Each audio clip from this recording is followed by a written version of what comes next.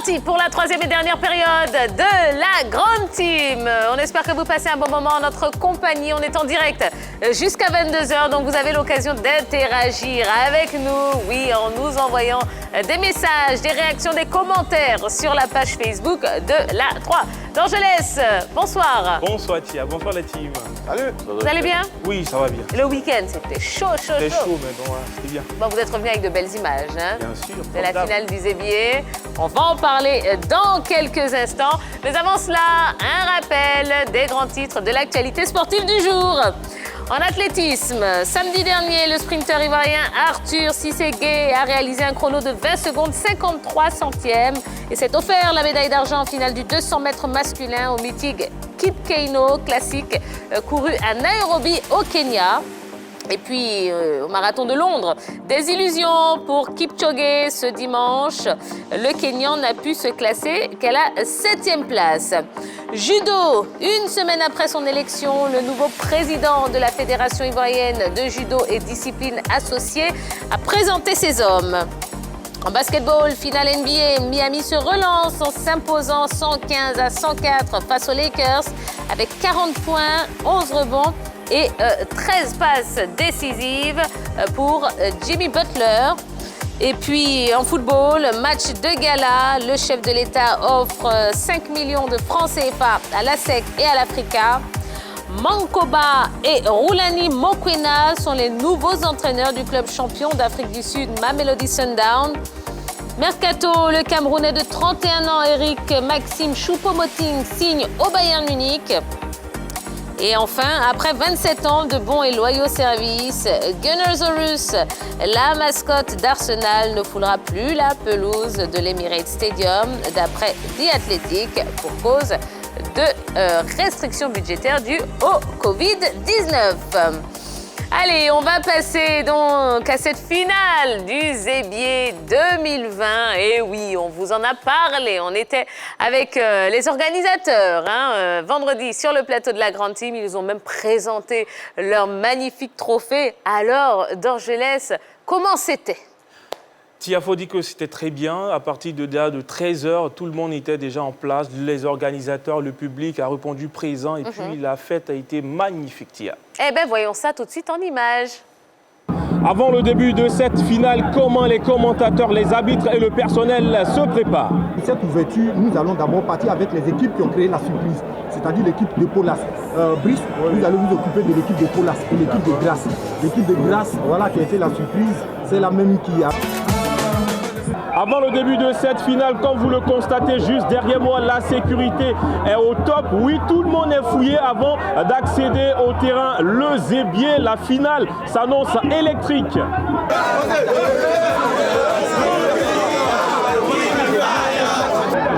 Moi, c'est Okonata Baka, l'état civil. Selon moi, mon fan, c'est Dijontais. C'est lui qui va gagner. Avant le début de cette finale, il y a également des personnalités du monde du football. Recueillons leur avis. Je suis Alain Lucien, l'entraîneur principal de la FAD. Je suis de nos équipes pour voir des talents dont on nous parle. Ça fait ma 5e participation au tournoi Zébier.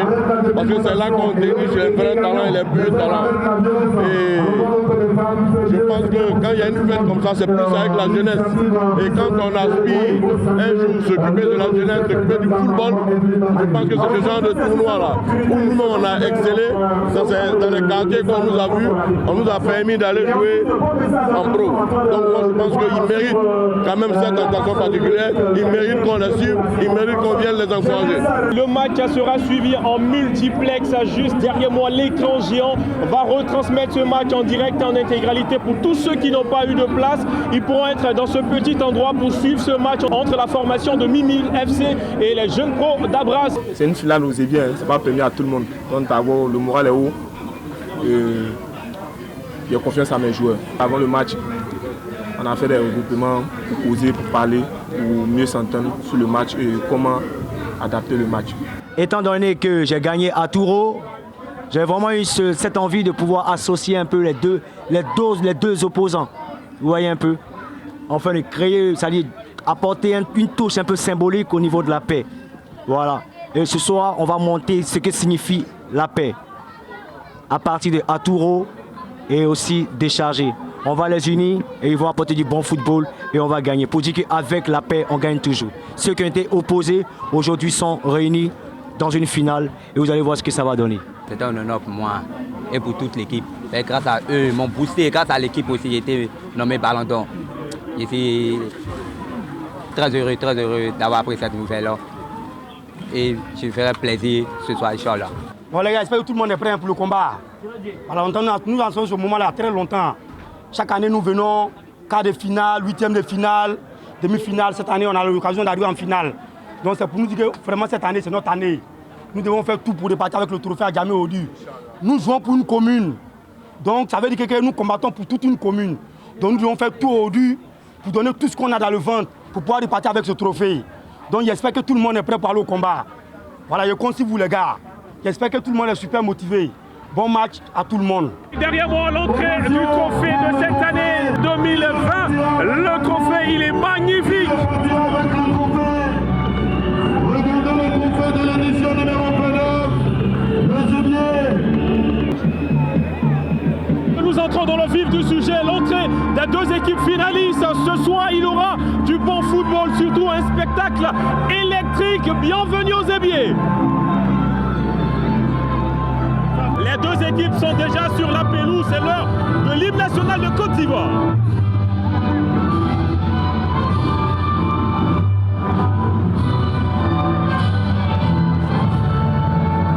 Place au match.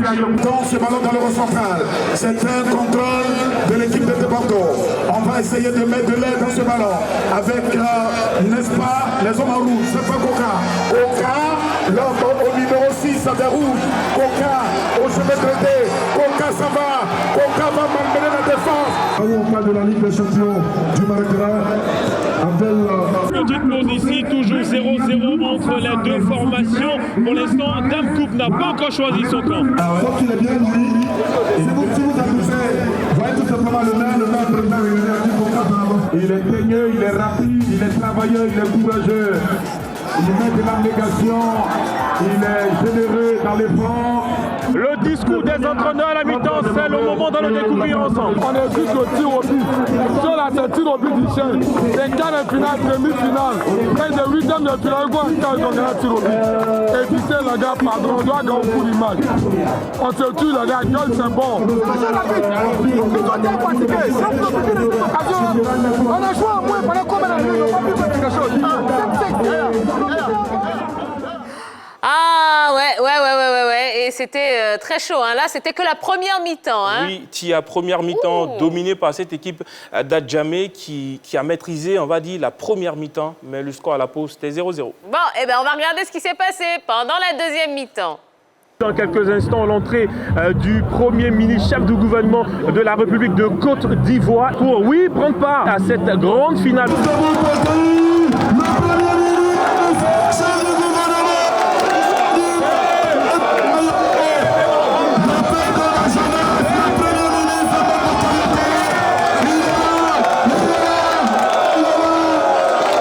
A un engagement, celui de soutenir la jeunesse de Yopougon à travers ce tournoi très prestigieux de Zébier.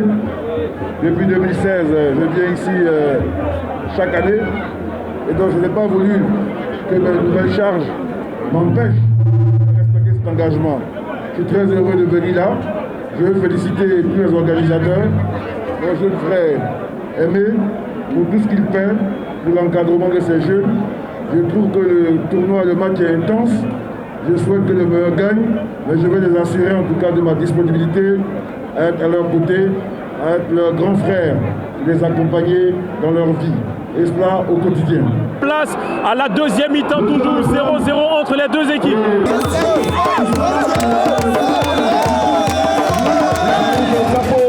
À partir de nouvelle vision, Ouassakara, il prend le cours. La même publique. Et aujourd'hui, les choses sont en train de changer. Yaya, Ebola. On va sauter.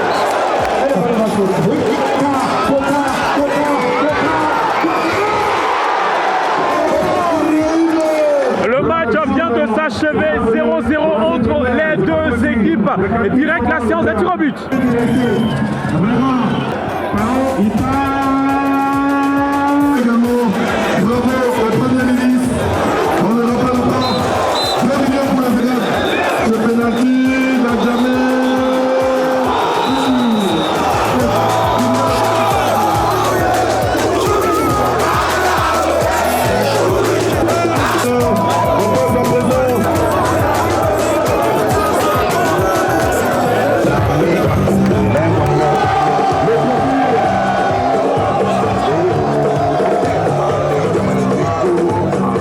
sommes au thème de cette 29e édition du Zébié. Tout s'est très bien passé. Rendez-vous est donné l'année prochaine pour la 30e édition.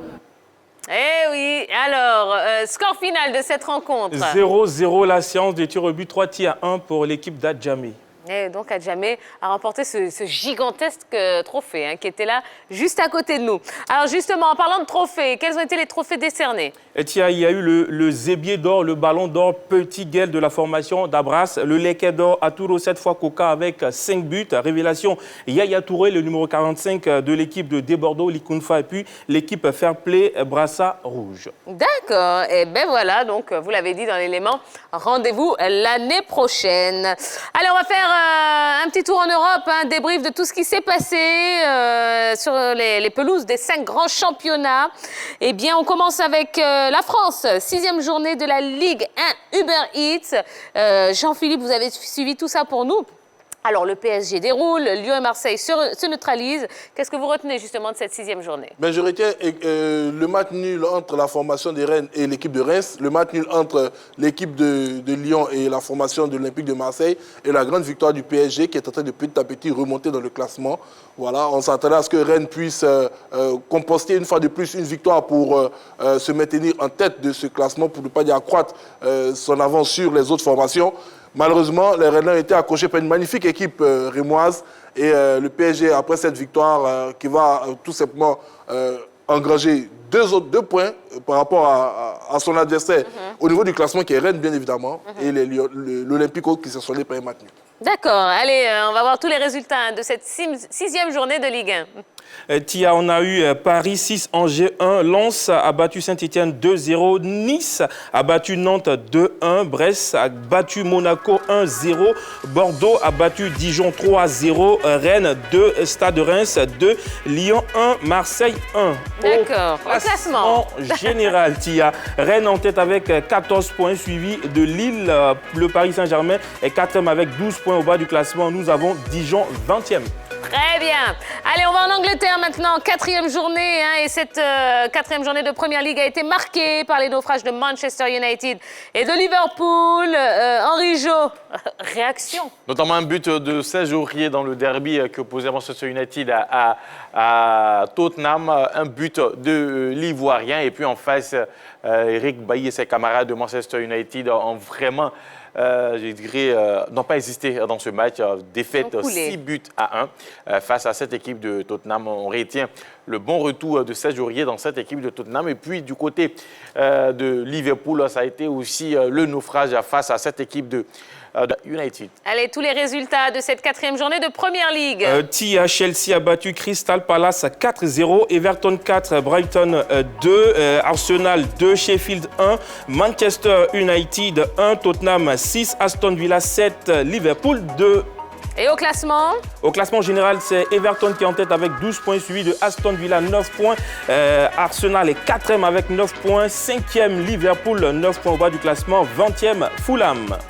Allez, on prend la direction de l'Espagne. Maintenant, eh oui, 5e journée de la Liga et le Real a assuré, l'Atlético et le Barça ont calé. Que peut-on dire sur cette 5e journée? Rapidement, Roger Stéphane. Bonne opération du Real de Madrid donc, qui s'impose face à Levante 2-0 et qui profite donc des faux pas de l'équipe du Barça face à Séville, 1 but partout, et de l'Atlético de Madrid face à Villarreal, 0-0. C'est le deuxième match nul consécutif pour l'équipe de l'Atlético qui, après donc l'arrivée de Luis Suarez, avait fait un festival 6 buts à 1, mais depuis 2 matchs, ça coince pour l'équipe de l'Atlético. Bonne opération pour le Real de Madrid qui est le nouveau leader du côté de l'Espagne. D'accord, tous les résultats, on y va. Tia, l'Atlético de Madrid a fait match nul contre Villarreal 0-0. On a eu Osasuna 2, Celta Vigo 0, Alaves 1, Athletic Bilbao 0. Levante a été battu par le Real Madrid 2-0, Cadiz 1, Grenade 1, FC Barcelone 1, Séville 1.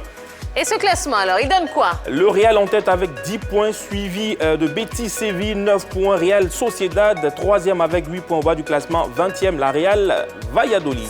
Allez, en Allemagne, Dortmund s'est fait plaisir. Le Bayern s'est fait peur avec une victoire arrachée dans le temps additionnel. Réaction à Rijo. Est-ce que l'équipe du Bayern de Munich a été essoufflée, notamment avec ces derniers résultats que nous avons vus, la défaite face à Hoffenheim sortie, malgré les difficultés, et puis l'équipe de Dortmund qui commence à retrouver son jeu. Voilà les conclusions de ce qui s'est passé en Allemagne cette semaine. D'accord. Allez, les résultats de cette 3e journée de Bundesliga. Union de Berlin 4, Mayence 0, Borussia Dortmund 4, Freiburg 0, Stuttgart 1, Bayer Leverkusen 1, Cologne 1, Borussia Mönchengladbach 3, Leipzig 4, Schalke 04 0, Bayern Munich 4, Hertha Berlin 3. D'accord. Et au classement, alors? Leipzig en tête avec 7 points, suivi de Augsbourg 7 points. Au bas du classement, Schalke 04, 18e. Très bien, allez, on termine avec l'Italie. Bergame poursuit sur sa lancée de la saison dernière. Le Milan AC ne tremble pas, non. Alors, qu'est-ce qu'on doit retenir de cette 3e journée de Serie A, Jean-Philippe? Lazio de Rome accroché par l'Inter de Milan sur sa pelouse et la Juventus de Turin qui a joué un bien mauvais tour au Napoli. On sait que les joueurs de Napoli n'ont pas pu effectuer les déplacements du côté de Turin pour cause de la Covid-19 et les joueurs de la Juventus de Turin se sont rendus au stade. L'arbitre a été obligé tout simplement de constater l'absence de la formation de Napoli et décréter tout simplement une victoire sur tapis vert pour les Turinois. Mais cette affaire risque tout simplement de se poursuivre devant les juridictions compétentes parce que les Napolitains entendent faire valoir la décision médicale qui les empêchait de pouvoir effectuer les déplacements. Donc en Italie, encore un autre épisode de la Covid-19 et du déroulement du Calcio. Allez, 2e journée de cette Serie A. Tous les résultats d'Orgelès. Sassuolo a battu Crotone 4-1, Udinese 0, AS Roma 1, l'Atalanta Bergame a gagné Cagliari 5-2, Lazio de Rome 1, l'Inter de Milan 1, Parme 1, Hellas Vérone 0, AC Milan 3, Spezia 0. Est-ce que le classement change? Non, Stia, l'Atalanta Bergame toujours en tête, 9 points, suivi de l'AC Milan 9 points, Sassuolo est 3e avec 7 points, l'Inter de Milan 4e avec 7 points au bas du classement, 20e Crotone. Eh bien, merci beaucoup. Merci pour tous ces résultats. Merci d'avoir suivi tous les championnats ce week-end. Vous n'étiez pas qu'en VIP alors, vous avez travaillé un petit peu. Voilà. C'est bon à savoir, c'est bon à savoir. Allez. Eh bien, c'est la fin de ce numéro de la Grande Team, le premier d'une très belle semaine qu'on va passer ensemble. Et oui, du lundi au vendredi de 20h30 à 22h, on va se retrouver comme ça sur la 3 pour décrypter toute l'actualité sportive. Merci à toute la team, évidemment. Merci à tous ceux qui sont derrière. Et oui, la régie, le son, la lumière. Eh bien, il y a toute une équipe qui est là pour vous faire passer 90 minutes de pur bonheur tous les soirs sur la 3. On les remercie, on les salue bien fort et bien bas. On va se retrouver demain, à la même heure évidemment, mais en attendant, vous savez qu'il y a Yvemar et toute sa team qui sont là du lundi au vendredi de 13h30 à 14h30 pour eux décrypter non pas l'actualité sportive, mais plutôt l'actualité people et tout ce qui fait le buzz. Eh bien oui, c'est dans Pipolémique. Voilà, allez, reposez-vous bien, reprenez des forces parce que demain, vous en aurez encore besoin, je vous le promets. Passez une bonne soirée, rendez-vous demain à 20h30 sur la 3. Bisous, bisous, bye bye.